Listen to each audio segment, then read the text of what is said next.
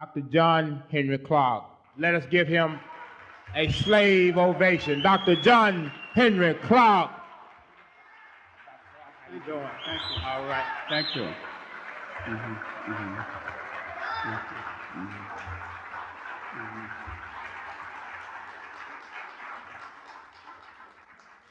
Thank you very much.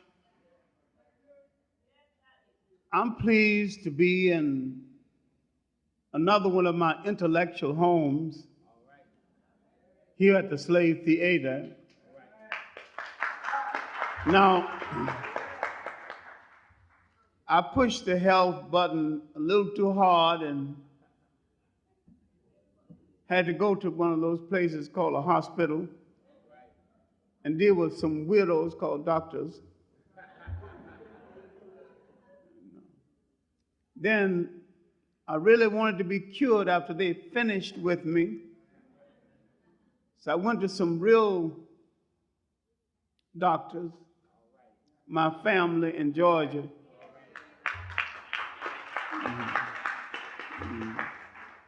And my sisters and the nieces and the nephews and all the family pampering and catering. I'm beginning to get it back together again. And coming back to New York City, I had to realize that I wasn't going to change the world in a week. Might take a month, even a year, then I might not be the one to do it. It's difficult for ambitious people to understand that whosoever God is, it's not them.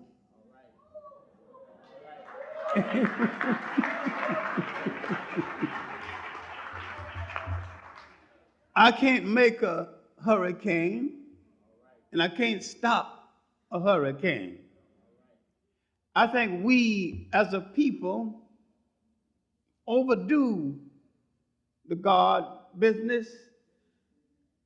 We overload God, and He has equipped us with 2 feet to run the hell out of the way of things, eyes to see what's coming, senses, and we shouldn't call on Him so much because, after all, He must make spring in one side of the world and winter in another part of the world and fall on another part. He must have ice in one part and rain on the other part and watch those fishes in the sea. And He must watch that sparrow who don't know what limb he wants to light on or what song he wants to sing. So why can't you do something for yourself with the equipment that He's given you?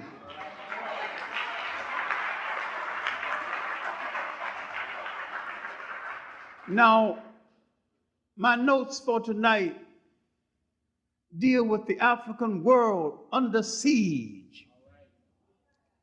We are the most potentially powerful people in all the world, and yet we have not used our power.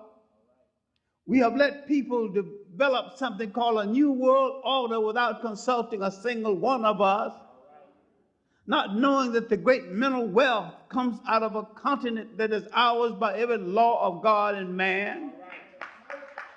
And if we were united within Africa, if the Organization of African Unity had some unity, they could say, there will be no new world order until you consult me. You get no diamonds, you get no gold, you get no manganese, you get no cobalt. You get nothing out of this continent.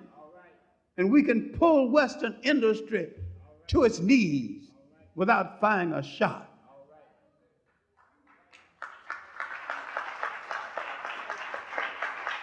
And we don't have to call this a boycott.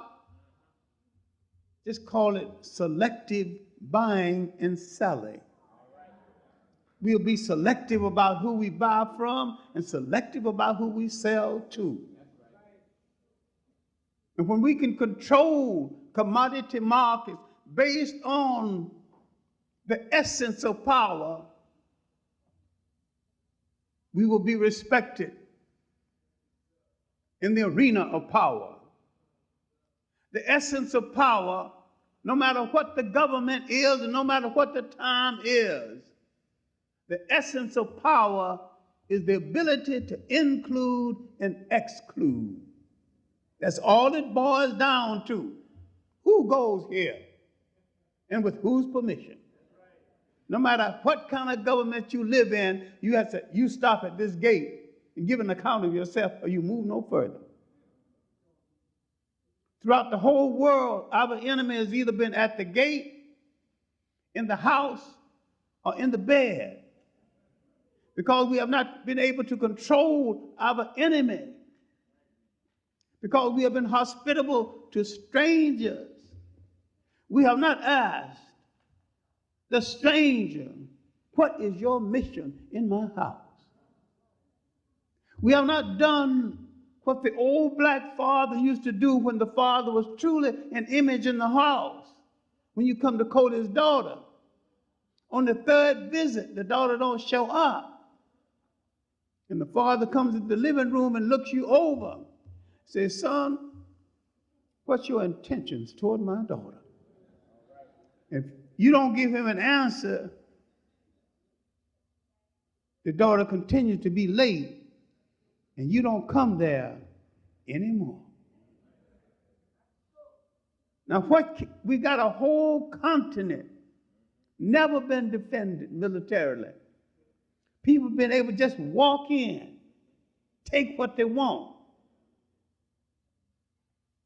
Why haven't we asked these strangers, what is your intention in this house? And if I'm attacked while you're in the house, whose side are you going to be on? And if I'm not satisfied with your answer, the door is over there. The one that let you in will let you out. Now, I want to take a holistic look at African people under siege, not just in Africa, but all over the world.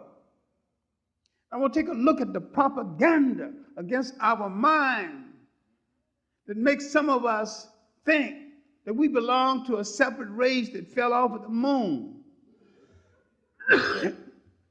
We are all one single people. There's only one single African people, though some of them might live on some specks of dust in the Caribbean Sea, and some of them might live in Georgia, and some of them might live in Africa. There's only one African people, and we have one enemy. And that enemy has one intention: to control us and our mineral wealth, to control our shorelines, and through propaganda, control our mind. Now, this thing started in the 1700s BC. It continued through the invasion from Western Asia, 1675 BC. For 2,000 years, the enemies of Africa came from Western Asia, mistakenly called the Middle East. And what did they do? What was their collective impact? Was to take away from the African's mind through propaganda the concept that the African could control a state. And when people take away from you the idea of controlling a state, they take away the container of your culture, your aspirations, your hope. They take away the gift you have to give to your child and their children in turn. You are a motherless and a fatherless child politically in the world when someone takes away from you the cover, your clothing, your cultural clothing, your political clothing, the idea of controlling a state all by yourself. And you forget that half of civilization, half of history was over before anyone knew that a European was in the world. And what makes you think you need him so much? He's a pauper in the world and a thief and a robber in the world. What makes you think you need him?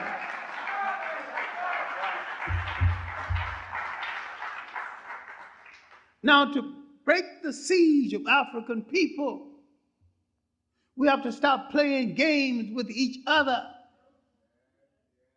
We have to stop identifying with our oppressor and our colonial master and identify with ourselves as an African people. We have to take our nose out of the air and stop boasting about our Dutch Scottish grandfathers and uncles. We have to stop saying we are Britishers.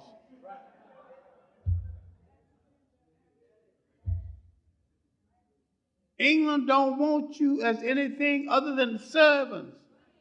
America don't want you as anything other than servants. Because all of these colonial masters you've had want you only as servants after they've had you as slaves. When you identify with them, you're identifying with the people who raped your grandfather, grandmother, and you are demeaning your children still to be born. Today you have a fight between the Francophone African and the Anglophone African. Who is superior? They're both talking about French culture and English culture. They're both talking about an oppressor's culture. They're not arguing about African language. Now, who speaks Wolof? Who speaks Zulu? Who speaks Ashanti? Who speaks French and who speaks English? And they both got their nose in the air looking down on each other over a foreigner's language. It's not their mother tongue. Who in the hell cares about either one of it?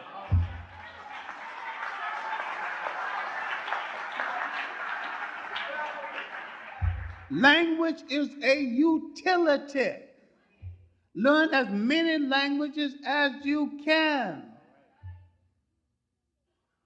It's an employment calling card. But don't get so romanticized because you speak French, you are French.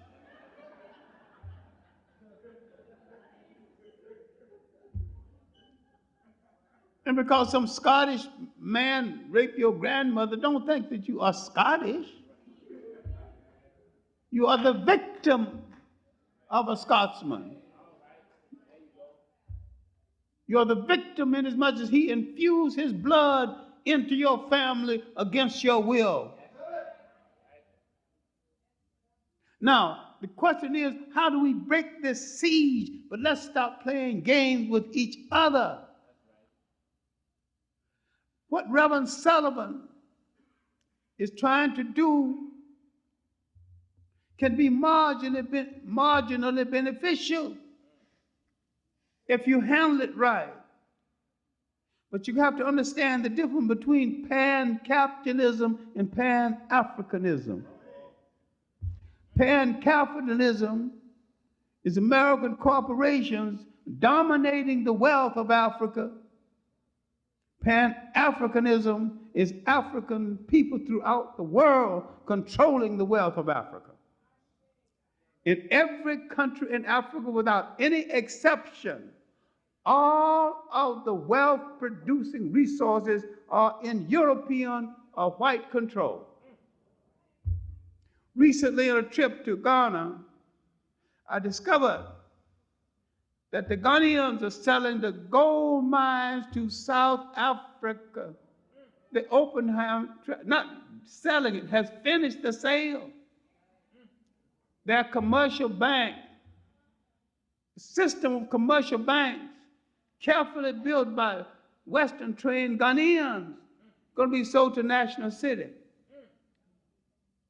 They devaluated the money while we were there.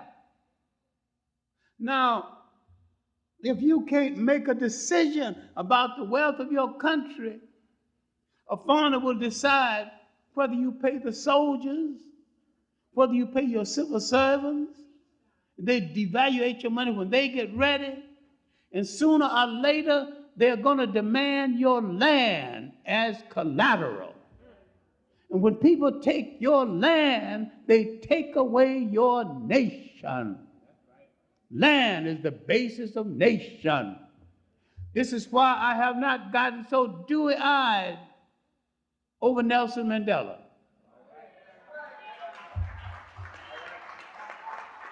Whites own 87% of the land in South Africa. He has not asked for the return of the land.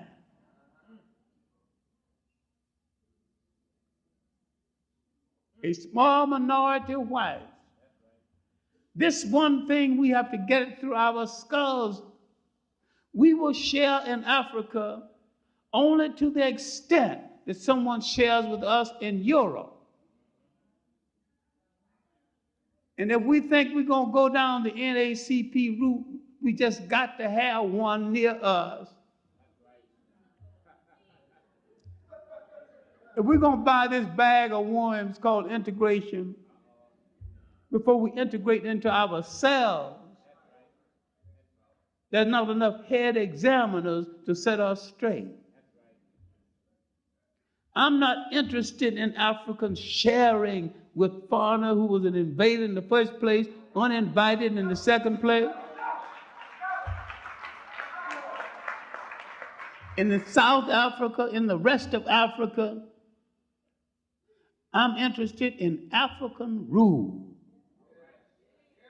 Now, if anybody lives in Africa, and this includes the Arabs, who cannot live under African rule, show him the nearest airport or transportation going, and tell him to find some other geography to live. Because nobody came into Africa to do Africa any favors. And everybody and everything that was brought into Africa from the outside did Africa more harm than good. Now, this might break a whole lot of people's heart because you got some romance about these different religions. Judaism, Christianity, and Islam was the handmaiden of imperialists, a conqueror's belief.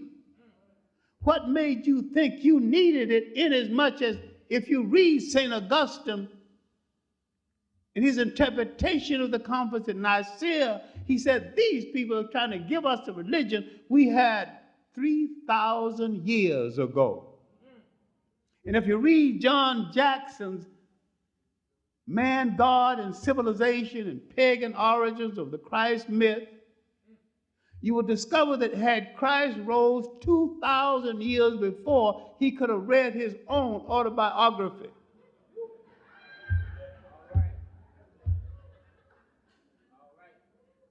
The Jews took him up and placed him inside of an already existing myth, copied from Africa. I'm not saying the Bible is not good. I'm saying it's a series of teaching tools and teaching lessons through mythology and supposition. It's an illustrated lesson, but if you think the illustration is true, then you need to examine history. Then you need to ask some questions. How is it that Noah can plant grapes one day and drink the wine the next day? It takes 3 weeks to ferment the wine to get ready. Ferment the grapes to get ready to make the wine. He got his wine the next day. What makes you think that a people have to leave Africa by the sea, pardon to let them out, when there was a 16-mile land bridge? They walked in, why can't they walk out? You need somebody needed a dramatic story to dramatize the myth of their slavery in Africa. When they were actually guests in Africa's home, Africa saved them from hunger. And when they associated themselves with the conquerors of Africa, the Africans said, now you got to go. Now they're going to dramatize it, say they were slaves in Egypt. And anytime anybody said he was slaves in Egypt, ask them what period and under what administration. The period when they were supposed to be slaves was the period when Egypt was conquered from the Western Asia. If they were slaves at all, then I doubt this. They were slaves under foreign domination, and we are not to blame. People can accuse you of having them enslaved with one breath and say the Egyptians were white in the next breath. Now come on, get your lie together.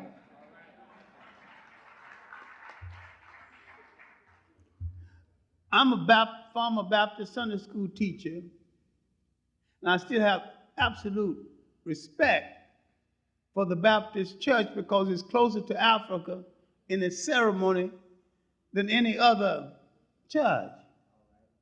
I'm also brave enough to admit that very often it is loud and wrong.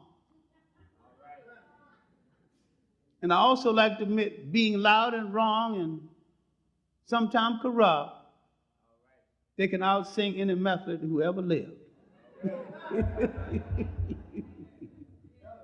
Now, back to work, because we suffer today over a lot of things we haven't looked back at. We are imitating people who are imitators. We follow a people who don't know where they are going. Look at Europe today. If we had enough armies, all we would need to conquer Europe was shoes. Europe is laying awake, open for conquest. If the Africans who invaded Spain in 711, when they marched to the door of Paris, then changed their mind and went back to elect a new caliph, head of their faith, when they came back to Spain, they changed their mind about conquering Europe. Africa could have conquered all Europe. They had the army to do it. Why don't we kick people when they're down or take advantage of people when they're in a difficult position? We have the humanity not to do it. Why didn't someone spare us? Because they lack the humanity not to do it. Just this day, because I'm writing the text for an illustrated history of slavery,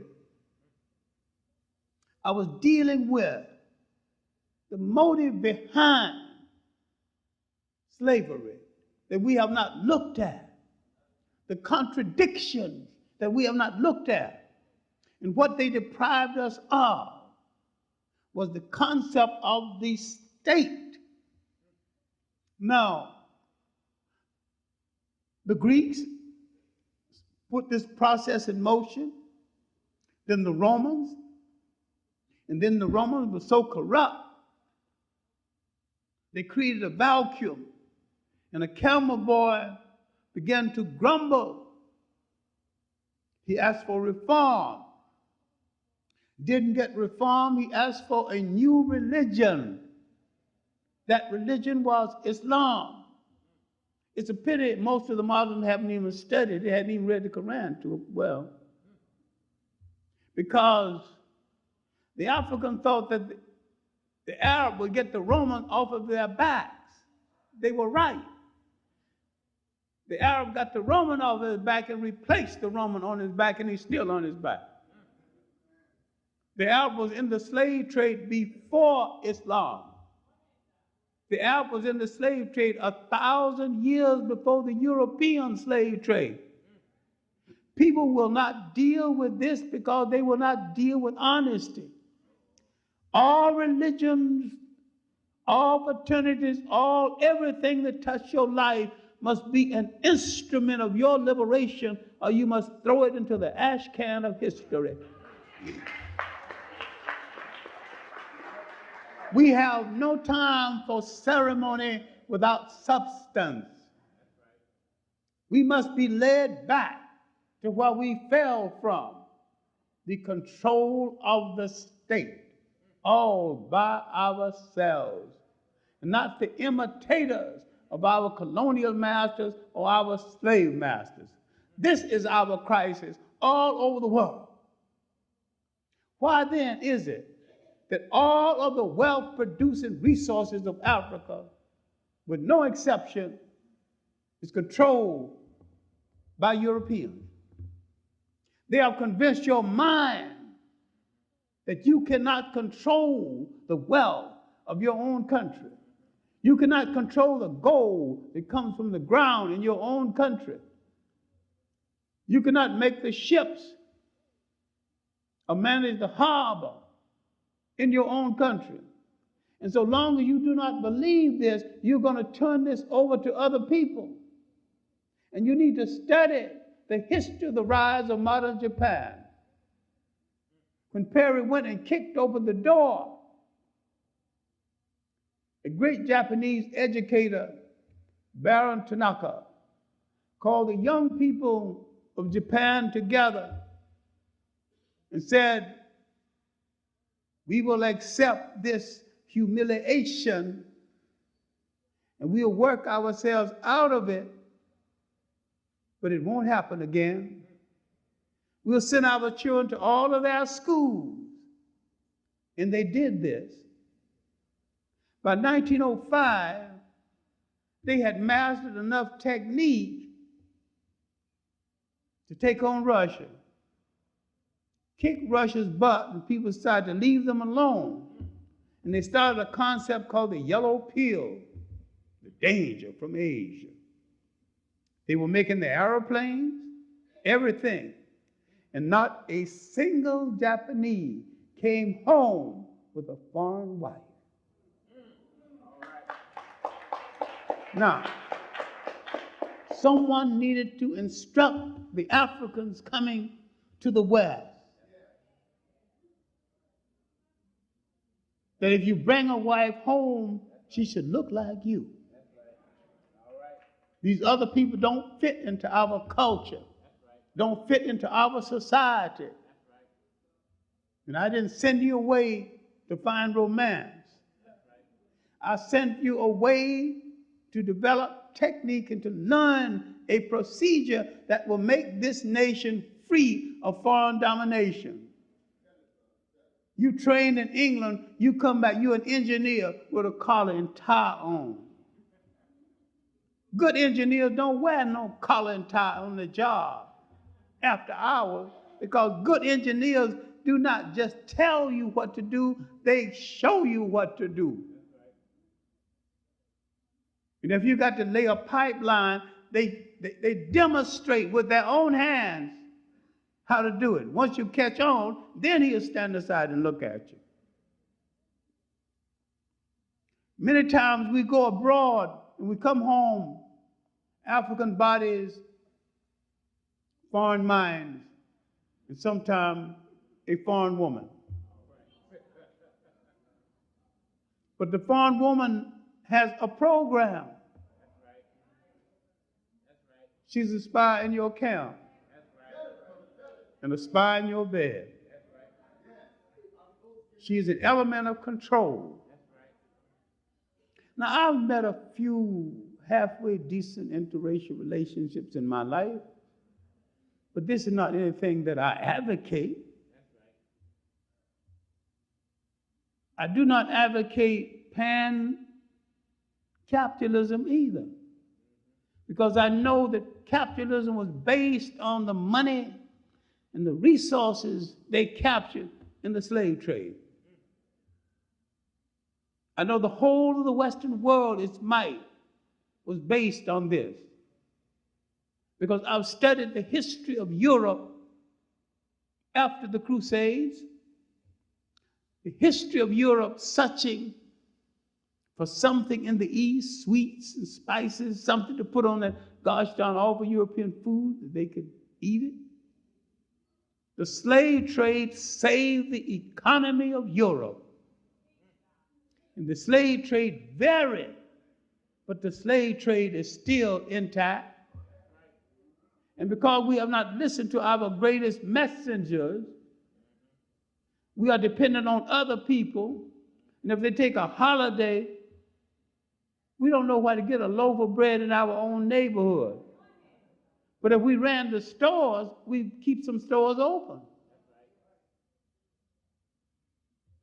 We have to develop a concept of making jobs for each other because we are being pushed out of basic jobs. I'm not talking about high-tech jobs now. I'm talking about stewardship on the railroads, bell captains, head waiters. Many black men educated a generation with these tips. And jive these white people being a strategic Uncle Tom. There's a difference between a Tom and a strategic Uncle Tom.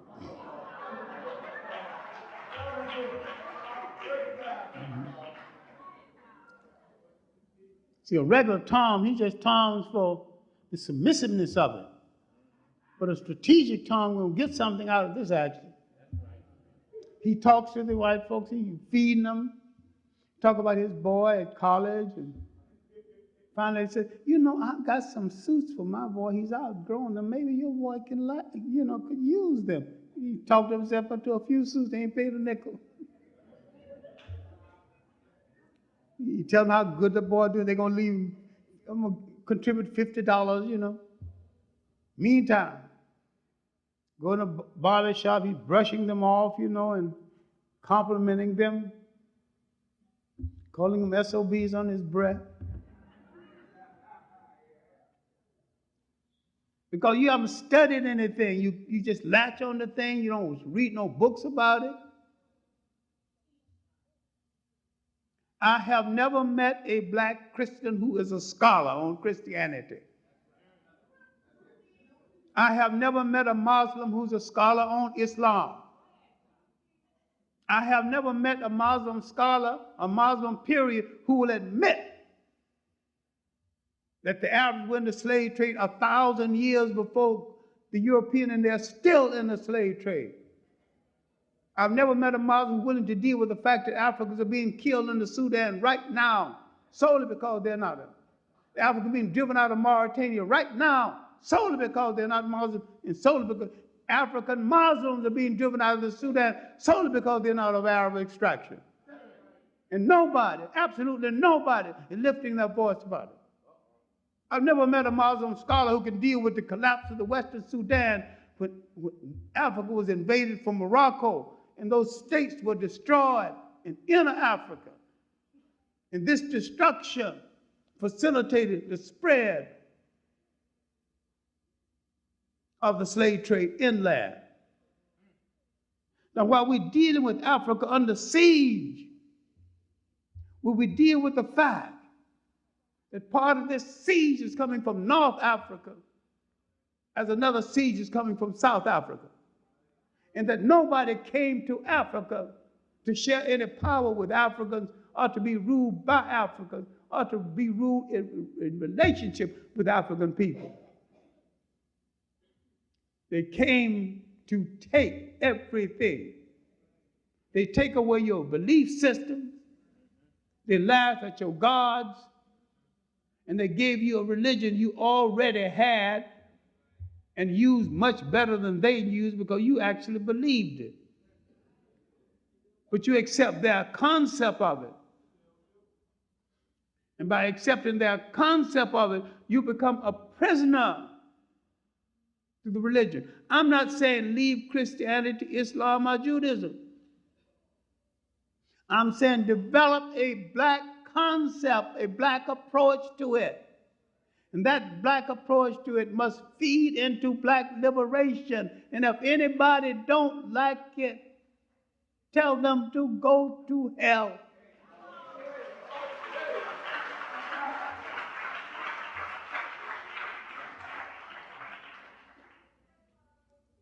If a conqueror brings you religion,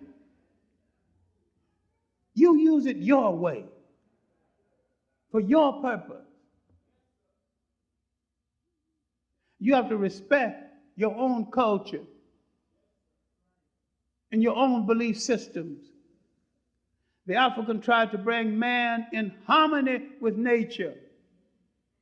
And those fools out of Europe tried to defy nature. They think whoever God is is one of them.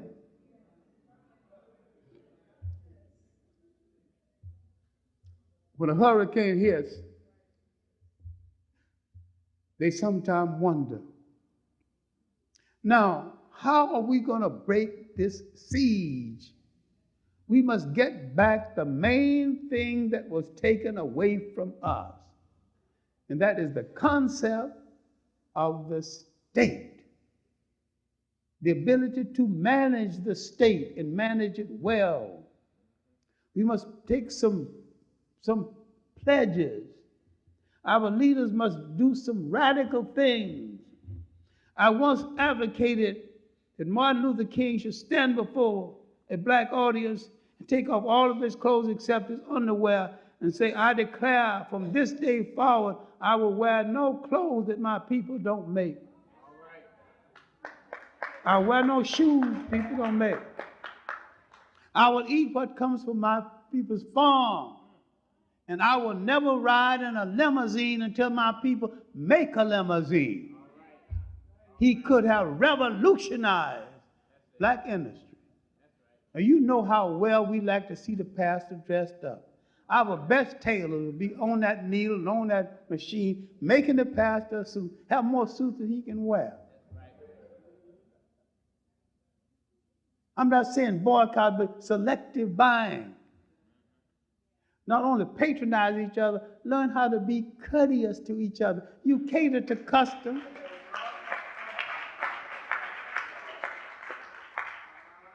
If customers are catered to, then let's cater to each other.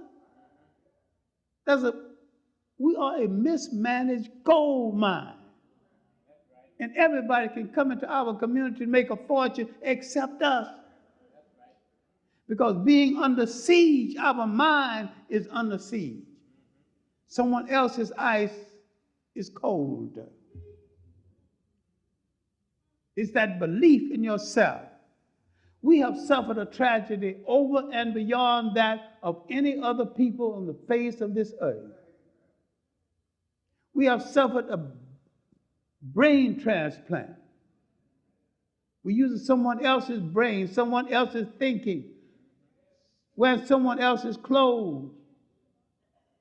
Suppose we said we will wear the shoes we don't make. Who do you think is making the shoes for Flowshine? If black people can make shoes for Flowshine to sell, you think under good management they can't make the same better shoes for themselves to sell? So it's not a matter of not being able to do it, but doing it under your own management and having your confidence. Now you got whites in the personal care business. Dairy Africans in this country use the word African in their advertisement. They're going to copyright a word in the dictionary? We don't see the contradiction in this? We could have saved Johnson products. His black wife sold it to a white company. We don't think about loyalty to each other, loyalty to the people. Where are our young executives going to be assured of a job? Where are our children going to work? They're going to be turned out of these white firms sooner or later. They're being turned out every day. People are employing East Indians. And sometimes they employ West Indians or Caribbean people to show that they have contempt for black America. One of the reasons why this move against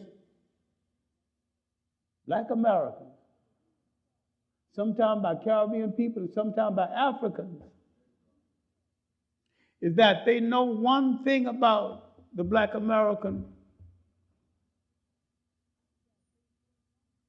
Our oppressor has drained us of illusions. You might have illusions about being a Britisher. You might have illusions about belonging to France.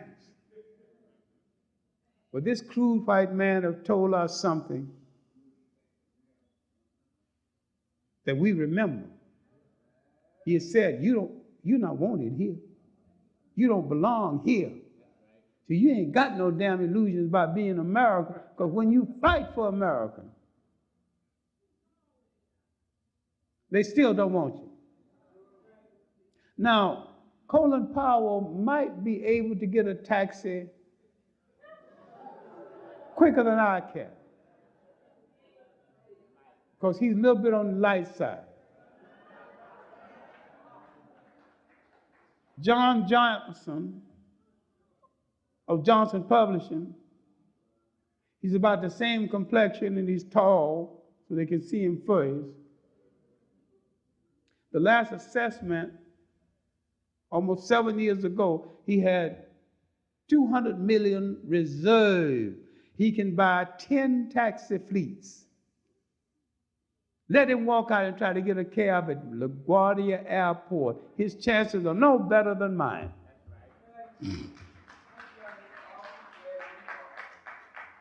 And once we understand that, we cannot transcend this beautiful color that our ancestors and God was gracious enough to give to us. And we should not try.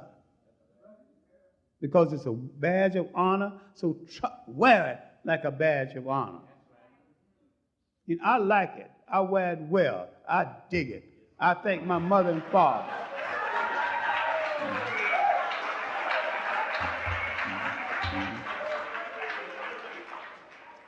Not to like it insults your mother and father. To call your hair bad is to insult your mother and father and insult the continent that produced you. Because that coarse hair helped you against the sun on the continent that produced you. If it was soft and curly, you probably wouldn't have been here talking about it. There's no such thing as good or bad hair. Good is what nature gave you to cover you, what nature put you down. So we have to stop all of this nonsense. We have to stop all the ceremony that has no substance. Now, I'm not against any of the belief systems of the world, although some people in them gets on my nerve, because they're not going any place and they're hiding behind a lot of religious ceremony to keep from being in part of our struggle.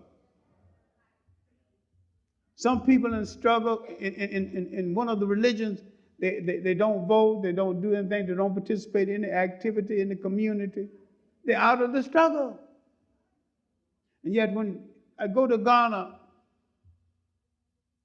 when I compare 1958, when I went the first time, and when I went a few weeks ago, Ghana is a nation of Jesus freaks. They're scratching at Nkrumah's grave and not dealing with the fact that they betrayed Nkrumah and his dream. Because the dream was Pan-Africanism, not pan-capitalism. Now, I know Reverend Sullivan, and I think he thinks he is sincere, and maybe he is. But if his plan succeeds, the corporations and investors will take over Africa, and there'll be nothing for the African.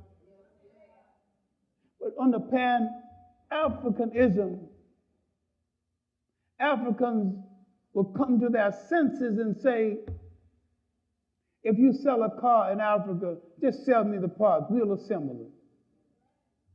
So that's jobs for the African. And sooner or later, the African will be making cars from scratch.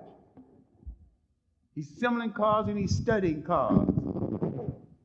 If you're going to make 10 locomotives, all you need is one locomotive. Just break it down and make the essential parts. Now, what I'm trying to conclude with is, how do we break this siege? We have to stop talking nonsense based on our relationship with an oppressor. The black English have to go out of business. The black French have to go out of business. The black British have to go out of business. We have to understand we are one people wherever we are on the face of the earth. We have to realize that we have to connect with the African people of the Pacific, the African people in India, with all of those people, and the people in Africa, in the South Pacific, in Brazil, in the Caribbean islands. There are 1 billion African people on the face of the earth. Now, who do we need as an ally other than ourselves? Once we get ourselves together, it is not who we will have as an ally, as who we will permit to associate with us, and on what terms, and the terms will be our terms or no terms at all.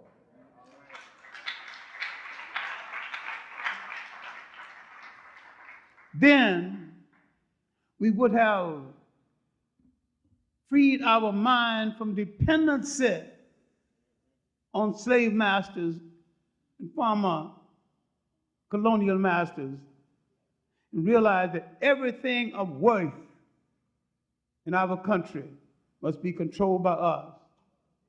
All wealth-producing resources must be controlled by us. And we wear no shoes that we didn't make. We wear no clothes that we didn't make. We eat no bread that didn't come from one of our farms. Once you become self-sustaining, you'll understand what goes into the making of the state. Then you will have to look back at your greatest messengers. See what Booker T. Washington had to say. Stop calling Booker T. Washington a Tom. Booker T. Washington, if you understand him, especially his Atlanta Compromise speech, Booker T. Washington was one of the most unique black con men who ever lived. Black people couldn't give Booker T. Washington the kind of money to build and hold Tuskegee open. Read his Atlanta speech called the Atlanta Compromise. Compromise hell. Read it. When he was telling blacks it's better to own a truck farm than to sit next to whites at an opera. And whites, oh my God, he believes in segregation. Give Booker some more money. Every time, cash down your buckets while you are. Then he told whites that in the South, we have not only fixed your food and nourished your children, we have followed you with tear-dripped eyes to your grave. Give Booker some more money. Booker was conning those people out of millions of dollars. Carnegie thought so much of Booker T. Washington, he put $500,000 in the bank and told Booker T. Washington, go get the interest. Each year, the interest is yours as long as you live. Now, the interest on $500,000, even 75 years ago, Booker died in 1915. Well, inasmuch as my age has been printed so many places, I guess I was born in 1915. The interest was $20,000 or $30,000 a year. Now, Booker T. Washington did a whole lot of things we need to examine. He became literally the dictator of black America. But he was dictating an educational policy based on self-reliance. If you wear shoes, learn to make shoes. If you live in a brick house, why not own a brick yard? That's nation building. That's self-reliance. When he went to Europe and saw that the poor Europeans sometimes were worse off than the poor blacks in America, and he wrote a book which very few people read called The Man Further Is Down, He saw the connection between the poor people of the world and thought they had no right, no business fighting each other. And they don't really. A poor white person got the same enemy as a poor black person. That don't mean I'm going to invite him to dinner or go in bed with him. But that's a fact. They should fight to improve their condition. Socially, they need to go their separate ways. So again in Booker T. Washington's speech when he said that we can be as divided as the fingers and together as the fists and all things that make for social progress. Watch, reach for the pocket again. Give Booker some more money. Other schools wanting money from whites had to go through Booker to get it. He not only built Tuskegee, he had to build Piney Woods School and other schools in the South. You call him a Tom? Did you do it? The schools are still there. Did you put it there? And then we got to look at Du Bois and stop all the nonsense about there being a fight between Du Bois and Washington. That was a difference of opinion. It wasn't a matter of needing Du Bois or Booker T. Washington. The matter was the same then as it is now. Du Bois and Booker T. Washington. We need Booker T. Washington for the education. We need Du Bois for the culture and the political. We still need it that way. Put the two together and look what you got. They were both master teachers and major intellect. Du Bois coming from New England, Washington come from the rural South. They were both teaching nation building, nation reclamation, get back what slavery and colonialism took away. After the death of Washington, and Du Bois moved to the center stage of leadership briefly until the emergence of Marcus Garvey, who broadened the picture now. Let's reclaim Africa. Let's go home. Let's go home in our own ship with our own sea captains. It was a great and noble dream. The money was lost, but nobody cried, nobody sued. He took us down Dream Street. Psychologically, we needed it. Newton Baker, the American Secretary of War, had told the black American soldier coming back from war, your lot will not appreciably change because you had fought in World War I. And to prove it, black children were burned to death on bonfires in East St. Louis. It was called the Red Summer. Garvey went to Chicago and rallied the people and told them, look, they don't want you here. You were kings and queens in Africa. You can be again. You were sea captains once. You can be that again. He was good for our ego, good for our spirit. And he built the largest black organization before our sense. We need to read what he wrote, not what was written about him, read that too. But first and foremost, read Marcus Garvey's fundamentalism. Most Garveyites don't even read Garvey very well. I don't want to talk about Roy Innes at all. That's a separate lecture. One day, I will discuss the bastardized mind, black mulattoes, black in skin and mulatto inside of their mind, terribly mixed up.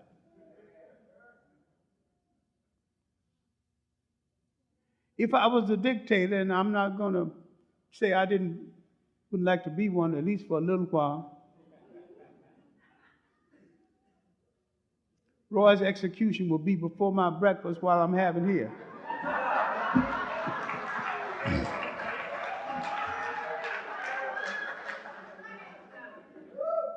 My last word on the subject is that I wish his mother and father had slept through that night and not disturbed themselves.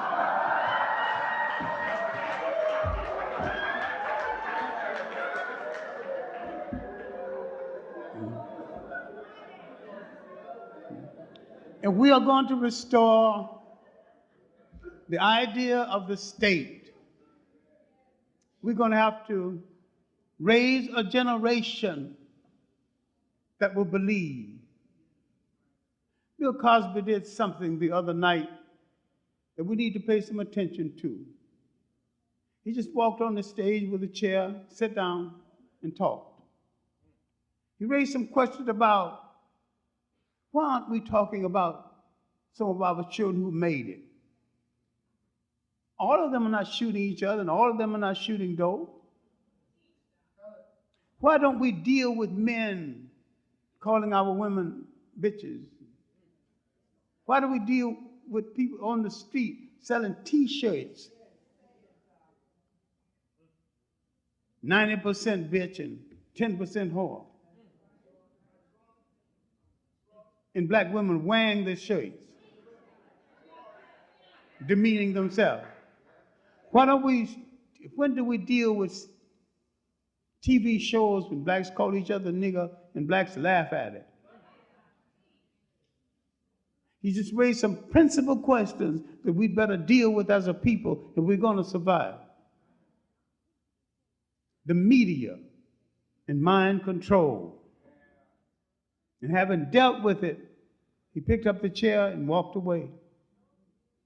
Probably one of the finest performances I've ever seen him give. There was no planning, no script, no nothing. Just sit down and talk to your people. And people don't talk to us enough. And we don't talk to our children enough. We don't have breakfast together enough. We don't ask enough questions. We don't ask about their teachers. And they cop out on us and get away with it.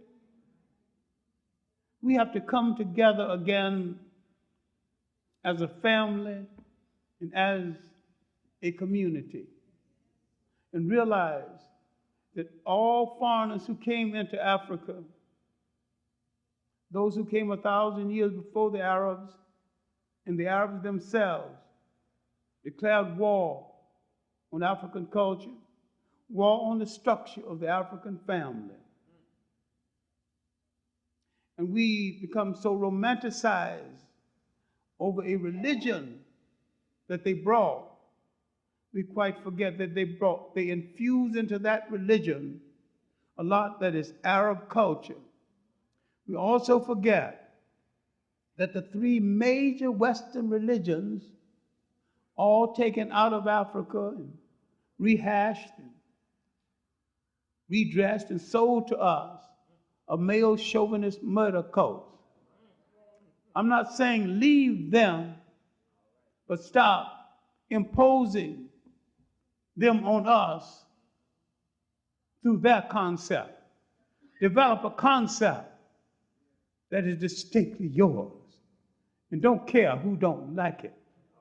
If it serves you well, use it. We did not come from a society where women sit on one side, men sit on the other side. We never had a belief system that separated men from women.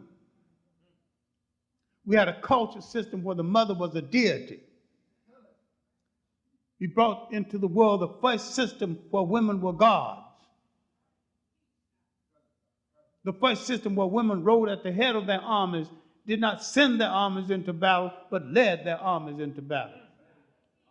We created the first system where women headed a state. And even now, in parts of Africa, when the woman is not the king, she is the kingmaker. We're imitating everybody except the best of ourselves. White women's lib don't have the answer. You need a liberation movement for black women, 10 times better than the one they have, but you need not imitate them because they are about something which you need not be about. You were never anti-man. A lot of these people are anti-man. And they boast about the strong black woman taking the manhood from black men, somebody else's propaganda. I decided to investigate this one day, and I found a strong black woman. I said, "Strong black woman, what do you want?" She said, "I want a strong black man to help me get along."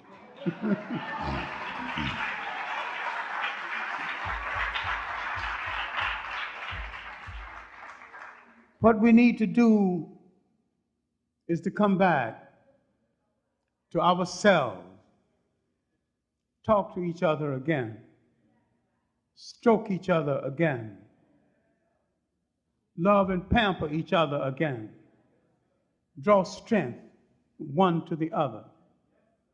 We need to start visiting grandma the way we used to. We need to tell the kids, if you don't behave yourself, I ain't gonna take you to grandma. They know grandma got those cookies ready, the cake ready. Sometimes she makes a special cake just for the children. They can sit down and eat that little cake before the others get theirs. Grandmama's supervision. They ain't gonna miss all of this. They're gonna behave themselves just to get the grandma's hugs and kisses and the cakes and the ice cream. Why don't we be like we used to be?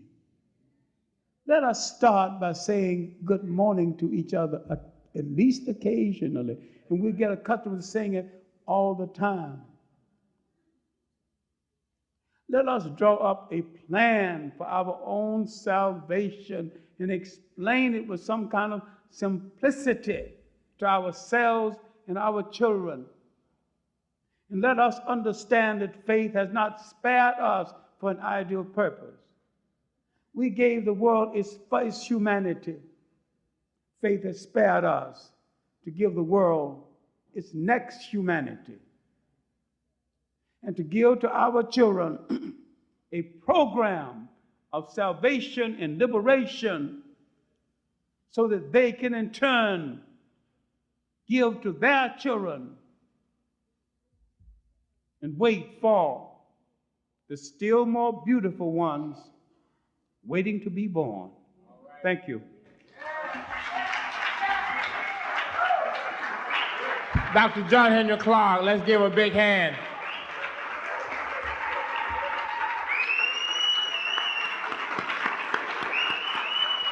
Dr. John Henrik Clarke.